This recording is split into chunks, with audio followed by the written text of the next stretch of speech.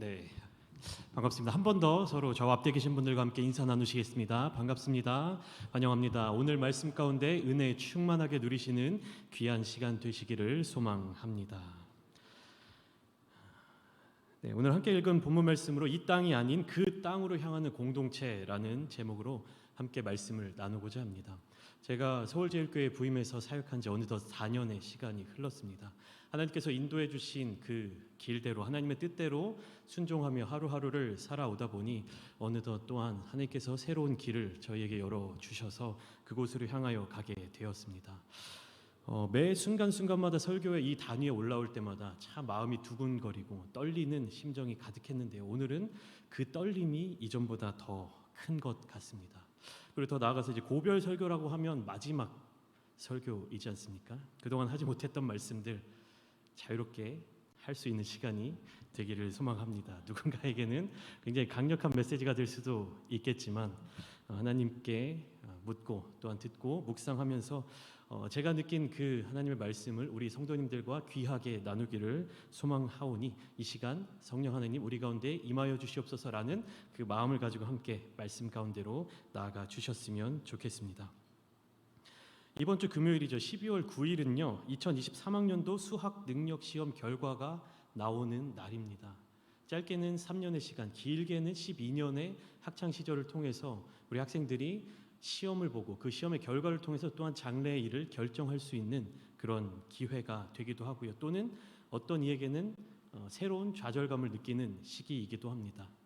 저의 학창 시절이 좀 그러했는데요. 하나님 앞에 이런 기도를 참 많이 했습니다. 이번 시험만 잘 보게 해주시면, 하나님 이번 시험만 통과하게 해주시면, 하나님 요것만 몇 점만 넘게 해주시면 제가 하나님 앞에 잘 하겠습니다. 여러분들 혹시 이런 기도 해보신 적 없으신가요? 이게 학창 시절 때 저는 마지막 기도가 될 줄 알았습니다. 이 시험만 잘 보게 해주시면 이게 그때가 마지막이 될 줄 알았습니다. 그런데 아니었습니다. 대학교에 올라가서도 삶을 살아가면서 저의 삶에는 시험이 끊인 적이 없었습니다. 이 시험을 통과하면 또 어느 대학을 가면 어느 대학에 어떠한 과에 합격하게 해주세요. 몇 등 하게 해주세요. 장학금 타게 해주세요. 또 취업을 준비하는 청년들이 있거나 그런 사람들은 또 어떤 기도를 합니까? 하나님 취업만 시켜주면, 이번 일만 잘 해결해 주시면, if 만약에 라는 기도를 참 많이 하곤 합니다. 그리고 그런 기도를 통해서 혹은 우리가 구하지 않았다 하더라도 하나님께서 우리에게 부어주시는 그 축복을 통해서 우리가 어떠한 삶을 살아갈 수 있는지, 그리고 하나님께서 우리에게 주신 그 복이 우리의 삶에 어떤 영향을 미치는지를 우리가 깊게 고민해 보지는 않았을까? 이 질문을 던져보고 싶습니다. 저는 사실 그 고민을 많이 안 해봤던 것 같습니다. 매 순간순간 나의 삶에 있어서 간절한 마음을 가지고 하나님께 구했는데 결국에는 내가 하나님 앞에 고백한 그 기도의 제목들, 하나님과 약속한 그 약속들 내가 얼마나 잘 지켰는지, 혹은 그럼에도 불구하고 하나님께서 저의 삶에 있어서 어떠한 방법으로 일을 이루어 주시고 저를 인도하여 주셨는지를 다시금 돌아보게 됩니다. 오늘 본문 말씀을 보시면요, 본문 말씀이 속해 있는 민수기 32장의 내용은 바로 앞장인 민수기 31장의 말씀을 먼저 선행해서 이해하고 접해야 되는 말씀입니다. 그래서 민수기 31장의 내용을 보니까 또 이 민수기 31장은 무엇을 알아야 쉽게 이해할 수 있냐면 더 올라가서 민수기 25장을 봐야 이해가 되는 성경인 것입니다. 자, 그렇다면 민수기 25장의 말씀을 올라가면 또 뭐가 필요할까요? 민수기 22장의 말씀을 알아야 합니다. 이렇게 계속 올라가고 올라가다 보면 결국 이스라엘 백성들이 애굽에 있었을 그때부터의 이야기들을 다뤄야 되겠죠. 그러면 오늘 이제 수요 예배가 수요 철야가 될지도 모르겠습니다. 그래서 저는 오늘 한정된 이 시간 속에서 민수기 25장의 내용부터 찬찬히 흐름을 타고 말씀의 자리 가운데로 나아가 보려고 합니다. 민수기 25장은요, 모압 여인들과 미디안 여인이 등장하는 성경입니다. 이스라엘 백성들이 애굽을 나온 뒤에 그 광야를 떠도는 생활을 했지만 그들이 40년의 시간 동안 계속해서 고립된 생활, 이스라엘 민족들끼리만 살아가는 생활을 했던 것은 아니었습니다. 다른 민족들 혹은 다른 나라들과의 교류를 하기도 했고 그들이 광야를 벗어나서 다른 왕이 다스리는 땅, 다른 왕이 다스리는 그 지역을 통과하거나 거기에 머물렀던 시기들도 있었습니다. 그런데 다른 민족들과의 교류는요, 항상 이 이스라엘 백성들에게 좋지 못한 영향을 끼치곤 하였습니다. 민수기 25장에서 이스라엘은요, 시딤이라고 하는 지역에 머물러 있었는데 25장 1절 말씀은 이렇게 시작하고 있습니다. 이스라엘이 시딤에 머물러 있더니 그 백성이 모압 여자들과 음행하기를 시작하니라. 성경은 이스라엘 백성들이 시딤에 머물러 있을 때 모압 여인들과 음행하기 시작했다라고 말씀을 하고 있지요. 하나님의 백성들이 그곳에 머물러 있을 때 이방 여인들과 어울리기 시작하였고, 그리고 성적으로 영적으로 타락하게 되었습니다. 이어서 25장 2절 말씀을 보면 이렇게 기록되어 있습니다. 그 여자들이 자기 신들에게 제사할 때에 이스라엘 백성을 청함에 백성이 먹고 그들의 신들에게 절함으로. 이 한 절 말씀 속에 현재 이스라엘 백성들의 상태가 어떠한지가 잘 기록되어 있습니다. 이방 여인들에게 빠져 있었고, 그리고 그 여인들이 섬기는 이방 신들에게 우상 숭배를 하고 있었고, 그리고 이방 신들에게 바쳐진 희생 제물, 그러니까 제사의 음식이죠, 그 고기들을 먹으며 즐거워하는 모습을 보여주고 있는 것입니다. 애굽에서의 삶을 정리하고 출애굽한 이후에 광야에서의 삶을 통해 이스라엘 백성들이 배워야 됐던 것은 무엇입니까? 하나님과 나와의 관계, 하나님과 그의 백성인 이스라엘 백성들과의 관계, 그리고 하나님께서 허락해 주시는 양식이죠, 만나와 메추라기로 만족함을 누릴 수 있는 삶을 살아야 했던 이스라엘 백성들이었는데, 이방 여인들로 인해서 음행한 삶에 빠져들게 되고, 그 여인들이 가져온 이방 신들을 섬기며 우상 숭배하게 되고, 또 그 우상 숭배하는 행위 가운데 만들어지고 나타나게 되는 이방 음식들, 우상의 제물들을 먹기 시작한 것입니다. 성적인 타락, 육체적인 즐거움, 그리고 우상 숭배의 죄에 깊게 빠져들어가고 있었던 것입니다. 그래서 이러한 이스라엘의 모습에 크게 진노하신 하나님께서는요, 모세에게 명령하셔서 백성들의 수령을 다 잡아들여서 태양을 향하여 목매어 달도록 명령을 하셨습니다. 이스라엘 백성들이, 그 이스라엘 민족들이 죄를 짓고 있을 때 그것을 방관하고 그것을 책임지지 못한 지도자들을 모두 하나님 앞에 목매어 달게 한 것입니다. 그렇게 모압 여인들과의 음행으로 말미암아 온 이스라엘 민족들이 고통을 당하고 있었을 그때에 이스라엘 자손 중에 한 사람의 행동에 대한 내용이 민수기 25장 6절에 이렇게 기록되어 있습니다. 우리 한번 민수기 25장 6절 말씀을 함께 읽겠습니다. 시작.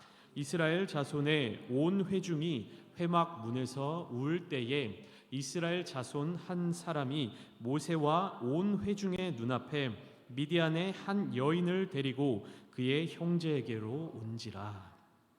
이게 무슨 말입니까? 그러니까 이스라엘 백성들이 모압 여인들과의 음행 때문에 온 이스라엘 백성들이 고통받고 있고, 성경에는 그 이스라엘 민족들 사이에 연병이 돌았다라고 말하고 있습니다. 그렇게 질병이 돌고 있고 죽어나가고 있는 그 상황 속에서 한 이스라엘 백성의 남자가 누구를 데려옵니까? 이번에 또 다른 이방 미디안 여인을 데리고 온 것입니다. 성경 학자들은 다양한 해석을 보여주고 있는데요. 결혼을 하기 위해서 결혼 대상자를 이방인을 데리고 왔다. 혹은 더 과격하게 해석하는 학자들은 이 여인과 이방 여인과 음행한 삶을 살아가고 있었는데 그런 것을 부끄러워하지 않고 자기 민족들 가운데로 데리고 왔다라고 해석하는 성경 학자들도 있습니다. 근데 어떤 해석을 하든지 간에 이 남자의 행동은 이미 이방인들과의, 이방 여인들과의 음행한 일로 말미암아 이스라엘 백성들이 하나님의 진노를 사서 고난을 받고 있었던 그 상황 가운데 더 기름을 붓는 행위를 한 것이지요.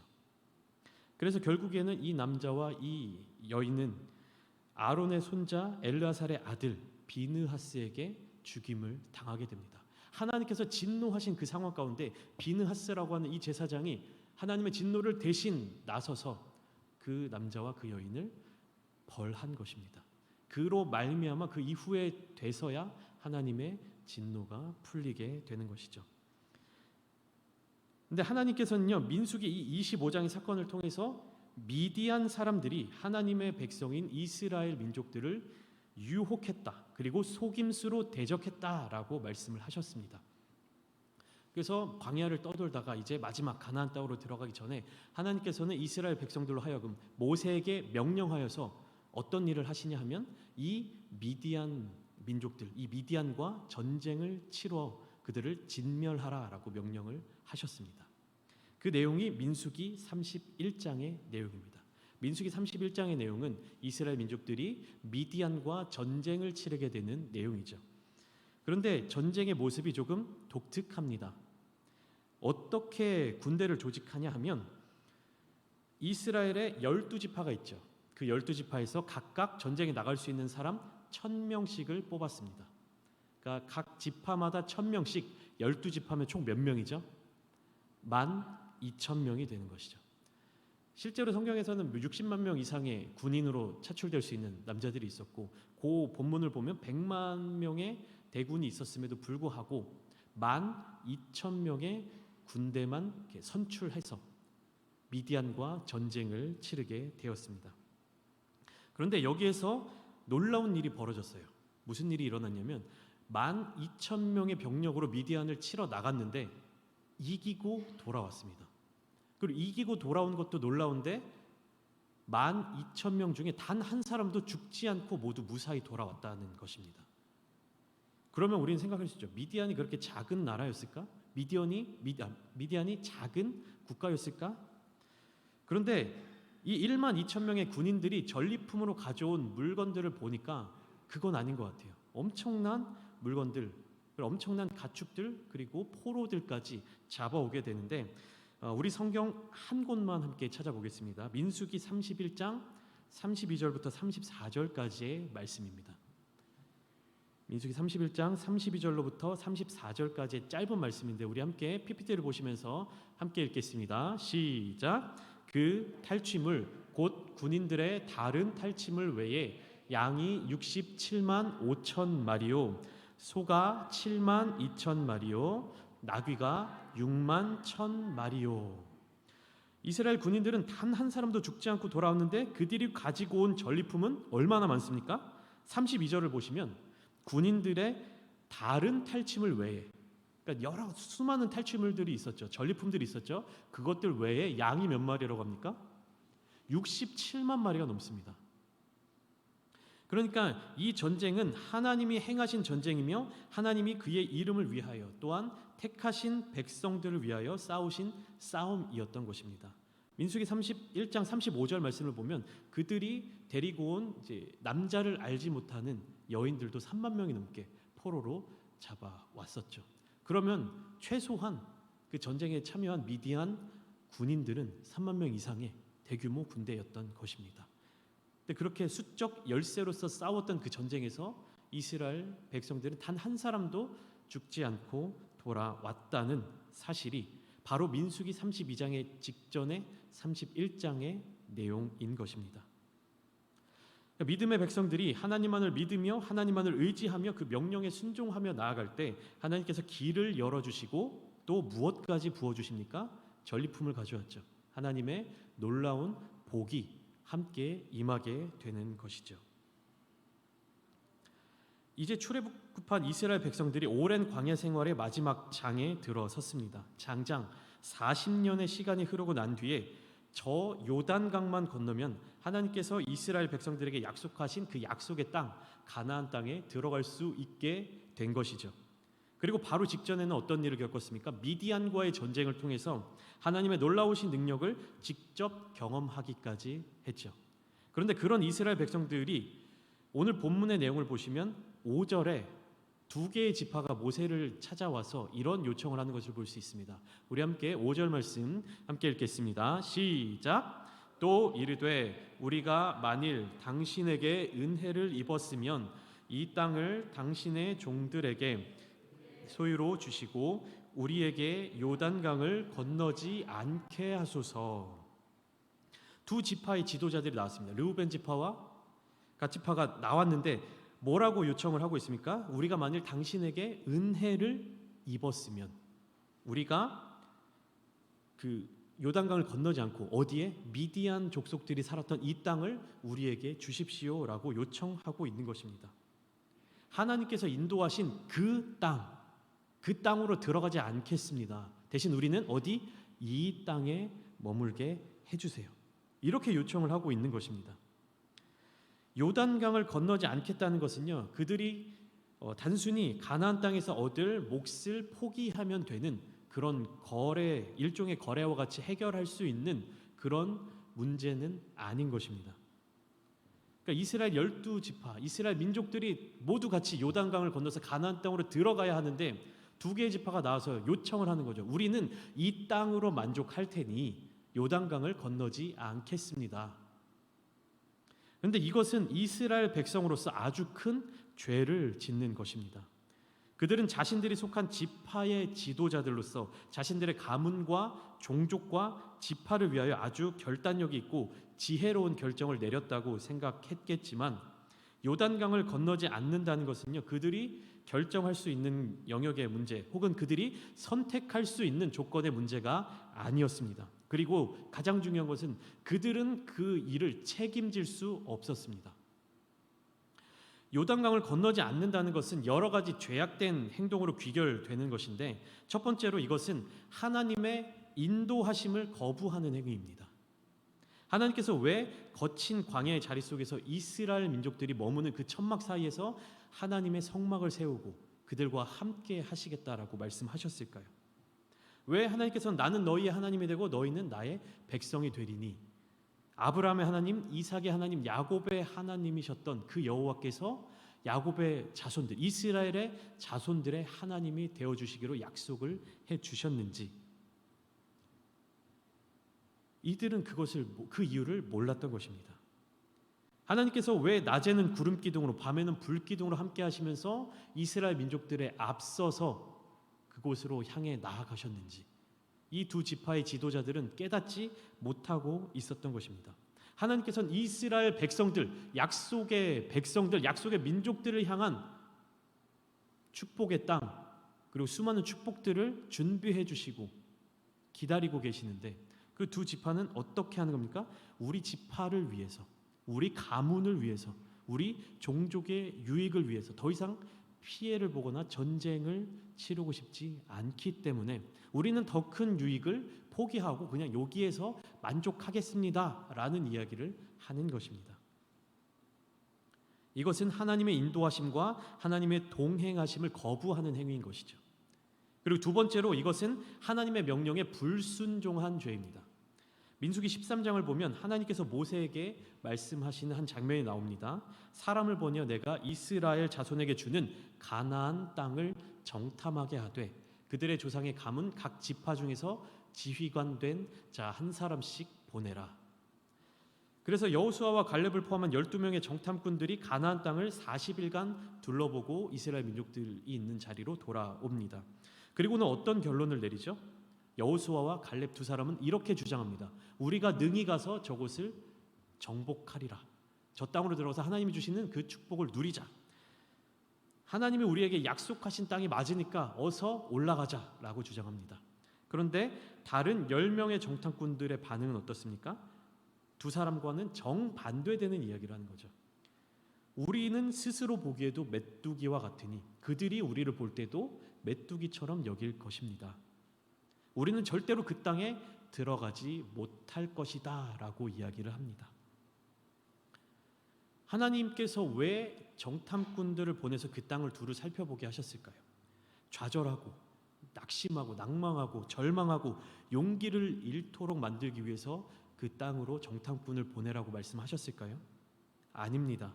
하나님께서는 그 백성들이 하나님의 약속을 기억하고 그 약속의 땅을 바라보고 소망을 가지고 기쁨으로 담대하게 나아가시기를 원하셔서 그곳을 먼저 맛보아 누리라고 정탐꾼들을 보내신 것입니다. 그리고 그래서 이스라엘 전체 민족들이 그 약속의 땅을 향하여서 한 마음을 가지고 담대히 기쁨으로 나아가서 그것을 쟁취하기를 원하셨습니다. 하나님께서 계속해서 이스라엘 백성들에게 말씀하신 내용들이 무엇입니까? 출애굽기 33장 1절 말씀에 이렇게 나와 있습니다. 여호와께서 모세에게 이르시되 너는 내가 애굽 땅에서 인도하여 낸 백성과 함께 여기를 떠나서 내가 아브라함과 이삭과 야곱에게 맹세하여 내 자손에게 주기로 한 그 땅으로 올라가라. 신명기 1장 8절에서는 이렇게 말씀하십니다. 내가 너희의 조상 아브라함과 이삭과 야곱에게 맹세하여 그들과 그들의 후손에게 주리라 한 땅이 너희 앞에 있으니 들어가서 그 땅을 차지할지니라. 하나님께서는 가나안 땅으로 가라, 그곳으로 올라가라, 그곳을 정복하라, 그곳을 차지하라 라고 말씀을 하시는데 10명의 정탐꾼의 이야기를 들은 이스라엘 백성들은 어떤 반응을 보입니까? 두려움에 떠는 거예요. 우리는 저곳으로 절대로 가지 못할 것이야. 우리는 그곳으로 가면 다 죽을 수밖에 없어. 왜 우리를 이곳에서 죽게 하기 위해서 저 애굽 땅에서 이끌어냈냐라고 하면서 지도자들을 세워 다시금 애굽으로 돌아가려는 계획을 세웠습니다. 두려움에 떨면서 저 가나안 땅을 바라보면서도 이스라엘 민족들이 느낀 감정은 두려움이었습니다. 잠시 지도를 한번 같이 보시겠습니다. 잘 보이시는지 모르겠는데 이게 이스라엘 백성들이 출애굽해서 가나안 땅으로 들어간 경로입니다. 애굽 땅에서 출발한 그 빨간색 선을 따라서 쭉 이스라엘 백성들이 내려와서 반도로 올라가고 있죠. 근데 빨간색 선이 꺾여서 올라간 마지막 부분에 어떤 장소가 있냐면 가데스 바네아라고 하는 장소가 있습니다. 여기에서 12명의 정탐꾼을 저 바로 위쪽 약간 노란 그 지역이 있죠. 그 가나안 땅으로 정탐꾼을 보냈다가 다시 돌아온 바로 그 지역입니다. 근데 저 가데스 바네아에서 바로 저 한 12시에서 1시 방향으로 올라가기만 하면 가나안 땅에 들어갈 수 있는 거예요. 근데 저곳에 정탐하고 돌아온 정탐꾼들의 이야기를 듣고 우리 애굽으로 돌아가야 돼 라고 하는 정탐꾼들의 그 말로 인해서 이스라엘 백성들은 그 뒤에 일정이 어떻게 됩니까? 그 반도 그 광야 안을 40년간을 돌아다니 계속 돌고 돕니다. 그 이후에 일정들이 어디로 어떻게 갔는지는 구체적으로 우리는 알 수는 없지만 단 며칠이면 갈 수 있는 그 장소를 40년간 떠돌다가 다시 40년이 지나고 어디에 위치한 겁니까? 잠시 지도를 다시 한번 보여주시면 파란색 오른쪽 위에 보시면 이제 파란색 선이 보이죠. 저 모압과 암몬 땅, 그러니까 요단강을 건너기 직전까지 와 있는 것입니다. 모압, 암몬 저게 써 있는 글씨 보이시죠? 거기에 마지막으로 요단강만을 건너면 가나안 땅으로 들어갈 수 있는 겁니다. 그러니까 40년 전에 가데스 바네아라고 하는 곳에서 바로 여호수아와 갈렙의 이야기를 듣고 올라갔으면 가나안 땅을 차지할 수 있었던 이스라엘 백성들이 몇 년을 헤매고 돌아옵니까? 40년을 헤매고 돌아옵니다. 그리고 이제 마지막 요단강만을 건너서 가나안 땅을 들어갈 수 있는 시간이 온 것입니다. 그런데 그 시기에 두 지파의 지도자들이 모세를 찾아와서 이 얘기를 하고 있는 것입니다. 그리고 세 번째로 르우벤 지파와 갓 지파의 이 요청은요, 다른 이스라엘 민족과 형제들을 생각하지 않는 이기적인 모습을 가지고 있었던 것입니다. 이미 모든 전쟁은 하나님께서 승리하셨지만 그래도 이스라엘 백성들은 하나님의 명령에 따라서 그 땅을 정복해 가면서 들어가야 했습니다. 그런데 10만 명이나 되는 군인들, 그러니까 르우벤 지파와 갓 지파의 군인들, 거기에 이제 므낫세 반 지파까지 합쳐서 약 10만 명이나 되는 군인들이 우리는 요단강을 건너지 않고 이곳에 머물러 있겠습니다. 우리는 이 땅으로 만족합니다. 라고 얘기를 하고 주저앉아 버린다면 다른 이스라엘 민족들의 사기와 그들의 마음은 어떻게 되겠습니까? 40년 전에 단 10명의 정탐꾼들의 말에 휘둘려서 그 온 광야를 헤매었던 이스라엘 백성들이었는데 이제는 10만 명이나 되는 사람들이 우리는 그곳으로 들어가지 못하겠다, 안 들어가겠다 라고 이야기를 하면 그 이후에 이스라엘 전체 민족의 앞날이 어떻게 될지는 감당할 수 없고 예상할 수 없는 그런 상황에 온 것입니다. 그래서 모세도 바로 이 점을 지적하며 꾸짖고 있는 것입니다. 자, 그렇다면 왜 그들은 이런 결정을 내리고 이런 태도를 취하고 있을까요? 오늘 본문 1절 말씀을 보시면 이렇게 설명하고 있습니다. 우리 함께 1절 말씀 함께 읽겠습니다. 시작. 르우벤 자손과 갓 자손은 심히 많은 가축대를 가졌더라. 그들이 야셀 땅과 길르앗 땅을 본즉 그곳은 목축할 만한 장소인지라. 1절을 보면 그들은 심히 많은 가축대를 가지고 있었습니다. 그리고 그들은 어디를 봤냐면 야셀 땅과 길르앗 땅을 보았습니다. 그렇게 보니까 어떻게 돼요? 그곳은 목축할 만한 장소인지라. 분명히 그들이 많은 가축대를 가진 것은 하나님의 축복이었습니다. 하나님께서 베풀어 주신 은혜였죠. 그런데 그들은 하나님께서 어떻게 우리에게 이 은혜를 베풀어 주셨는지, 왜 이런 축복을 우리에게 내려 주셨는지, 왜 이렇게 큰 재물들을 우리에게 허락해 주셨는지를 생각하지 않았습니다. 그들은 하나님께 복을 받고도, 하나님께서 내려주시는 축복을 받고도 하나님의 뜻을, 하나님의 마음을 생각한 것이 아니라 하나님을 바라본 것이 아니라 어디를 바라봤습니까? 야셀 땅과 길르앗 땅을 봤습니다. 그리고 그 땅에서 자신들의 많은 가축대들을 어떻게 돌보고 키울지를 생각한 거죠. 하나님의 동행하심, 하나님께서 부어주신 축복, 하나님의 인도하심 속에서도 하나님을 바라본 것이 아니라 하나님의 복을 받은 후에 그 복을 내가 어떻게 잘 누릴까, 어떻게 더 불려나갈 수 있을까, 어떻게 더 안전하게 지킬 수 있을까를 생각한 것입니다. 근데 이와 같이 하나님을 바라보지 못하고 이 땅을 바라본 사람이 출애굽 이전에도 있었습니다. 우리 함께 창세기 13장 5절과 6절 말씀을 한번 보시겠습니다. 함께 읽겠습니다. 시작. 아브람의 일행 롯도 양과 소와 장막이 있으므로 그 땅이 그들이 동거하기에 넉넉하지 못하였으니 이는 그들의 소유가 많아서 동거할 수 없었음이니라. 창세기 13장은 이렇게 이야기를 하고 있습니다. 하나님의 부르심을 따라서 고향과 본토 친척 아비집을 떠나서 하나님께서 지시하신 땅으로, 하나님께서 명령하신 땅으로 가는 아브람, 그리고 그 아브람을 따라 나선 롯에게 하나님께서는 많은 은혜를 베푸셨습니다. 많은 재물을 허락하여 주셨고 많은 가축대를 부어 주셨습니다. 그렇게 됐기 때문에, 하나님께서 너무 많은 것들을 허락하셨기 때문에 이제는 두 가문의 어떤 두 지도자들이 함께 한 공간에 머물 수 없을 정도가 되었습니다. 그들이 함께 머물기에는 그 땅이 너무 비좁았기 때문이죠. 그래서 아브람이 롯으로 하여금 네가 이제 독립하여 원하는 곳으로 떠나가라. 그러면 내가 네가 간 반대 방향으로 갈 것이다 라는 제안을 합니다. 삼촌 아브람의 제안에 대해 롯의 반응이 창세기 13장 10절에 이렇게 나타나고 있습니다. 제가 읽어드리겠습니다. 이에 롯이 눈을 들어 요단 지역을 바라본즉 소알까지 온 땅에 물이 넉넉하니 여호와께서 소돔과 고모라를 멸하시기 전이었으므로 여호와의 동산 같고 애굽 땅과 같았더라. 요단 지역을 바라본즉 어땠습니까? 여호와의 동산 같고 애굽 땅과 같았더라.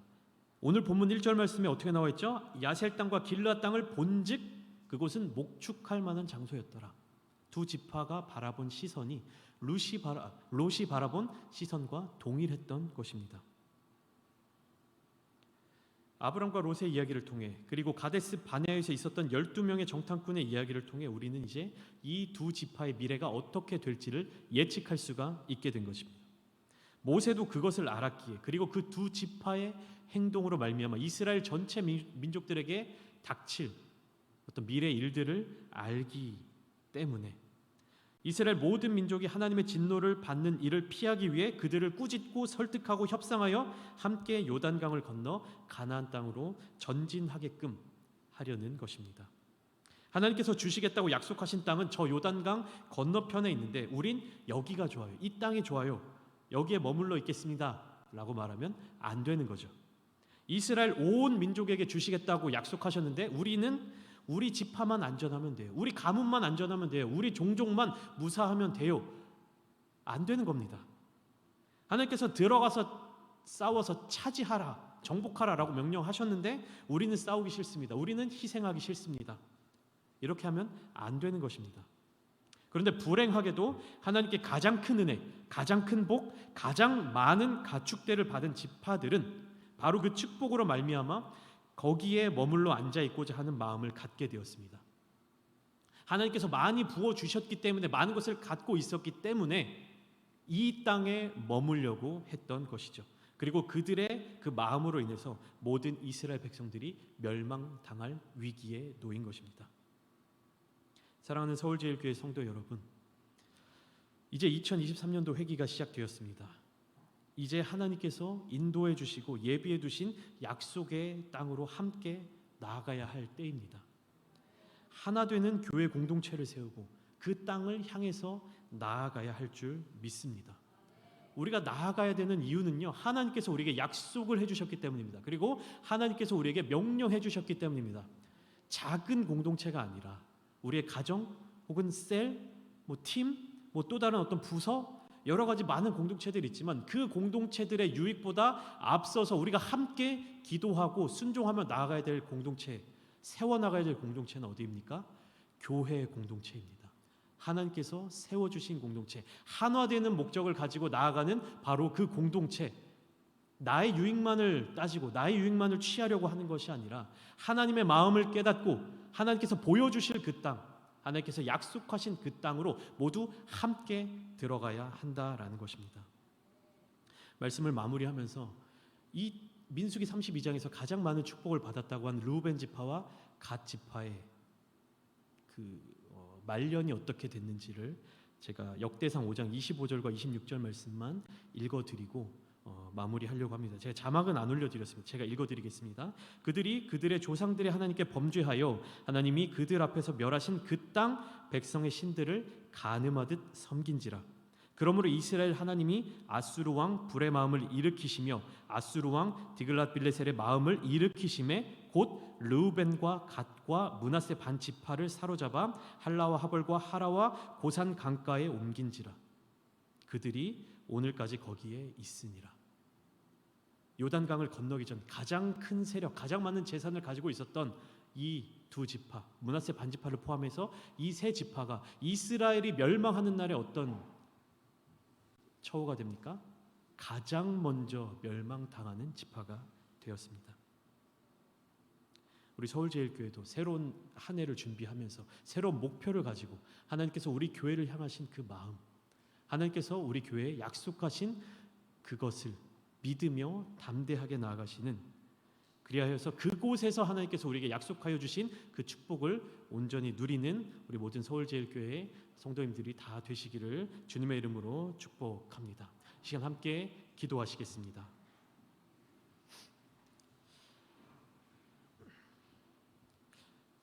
하나님께서는 날마다 우리에게 약속을 주십니다. 하나님께서는 늘 우리를 향하여서 하나님의 마음을 공유하여 주십니다.